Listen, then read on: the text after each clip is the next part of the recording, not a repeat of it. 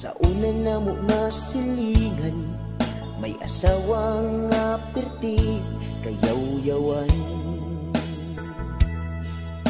Ang bana kong magabhian, pinapasudlon si Radaan, di niya padulugong gisilutan.